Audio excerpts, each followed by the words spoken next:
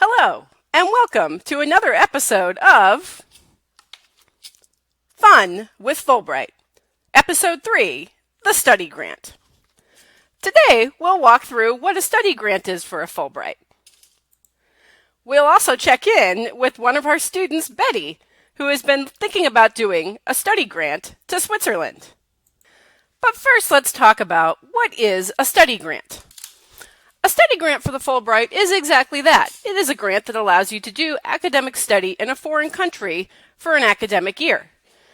In most countries, this means that you would formally enroll in a graduate program, though sometimes you might be able to do it as a visiting student.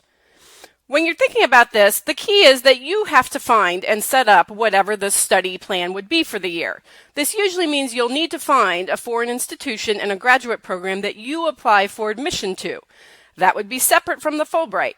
You apply for admission independently to that graduate school, while you also apply to the Fulbright as your funding source.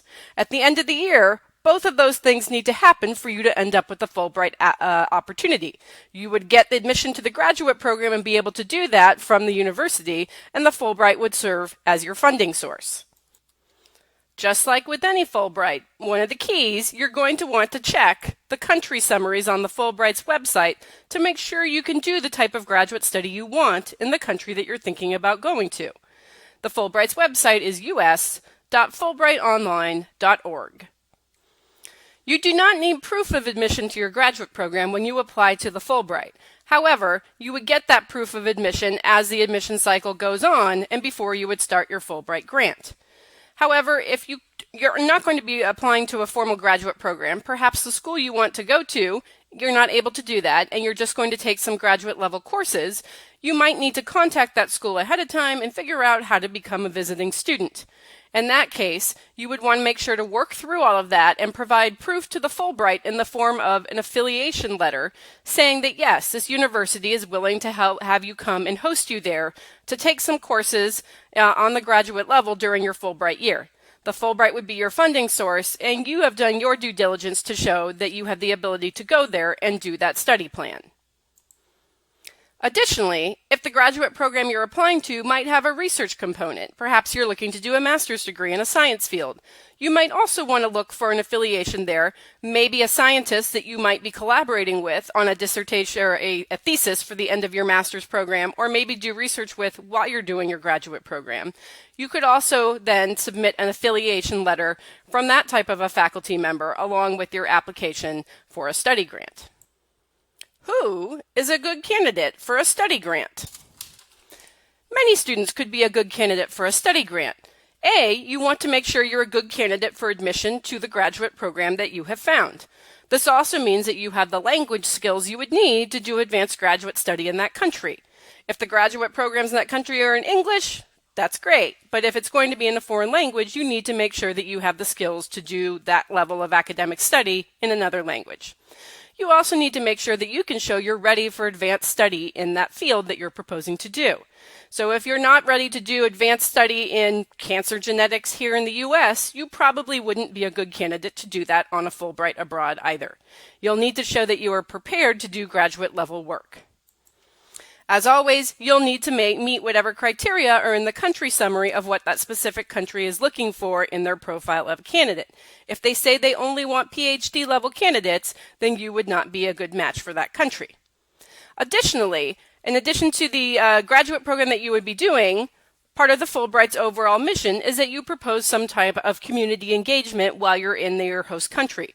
So in addition to taking courses and doing your academic study, you need to show that you are going to do something to do the person-to-person diplomacy that the Fulbright program is about while you're there.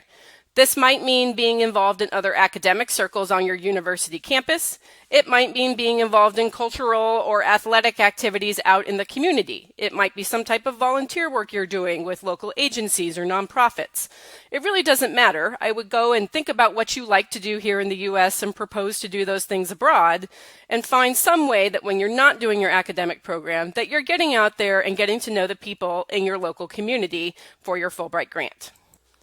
Let's check in with Betty now. If we remember, Betty is a Swiss mountain dog, and Betty really wanted to go to Switzerland. She would like to study dog breeding genetics through a master's program she has found at the University of Zurich. Let's check out if this is a fit for Betty's skill set. When we go to the Fulbright's webpage and under the Countries tab, we go to Europe to find the country summary for Switzerland. Let's pull it up and see what the Swiss government wants for their Switzerland grants. It looks here under the candidate profile that you can do a research grant if you are there, or if you want to do a master's program, it needs to be in the arts. Betty is sad because Betty is not applying for a grant in the arts. She is applying for a grant in dog genetics. I'm sorry, Betty. I know that's disappointing. However, are there any other places that you might be able to fulfill your goals and do something similar? What's that?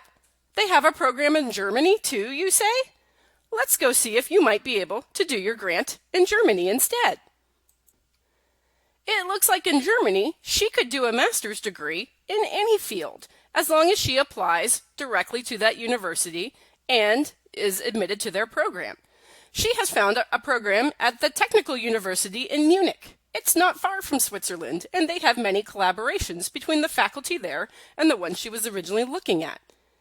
In doing her research at this new university, she has also found an affiliation with someone who is willing to help her do her research component of the grant. She is going to get an affiliation letter from Herr Dr. Weimaraner. That is going to be the person that helps her out with the research component of her grant. Betty, girl, I know that was disappointing, but I'm glad we found you a good alternative. I think you're going to put together a great grant, and I'm so excited to see what it is you're going to do. While I get Betty started on applying for admission to the Technical University in Munich, what are the next steps if you would like to do a study grant?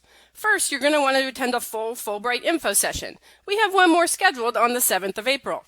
We also have some that have been pre-recorded that we can send you a link to that you can watch on your own time. You also then will want to schedule, after you've attended an info session, schedule an advising intake appointment. This is where an advisor from our office will help you get your strategy ready to put together the best Fulbright application that you can do. Also, you're going to want to submit the registration form by June 1st to let us know that yes, you're planning to apply for a Fulbright this coming year. This gets you in our process throughout the summer when you're going to be doing the bulk of the application work. To help you with the next steps, you can find the link to do an advising appointment, to request the information session, or to register for the next one, and the registration form on our website, fulbright.richmond.edu. You can also go to the Fulbright's official website to find the country summaries and information on what grants will be available at us.fulbrightonline.org. Tune in next week when we catch up with Henry the Labrador to see how he's doing on his research grant plans for the Fulbright. We'll be talking about research grants in general. And then in the future, we'll check in with our friends Betty and our friend Izzy the cat to see how everyone's application is going, talk about the application components, and finally the selection process in our last 3 weeks of Fun with Fulbright.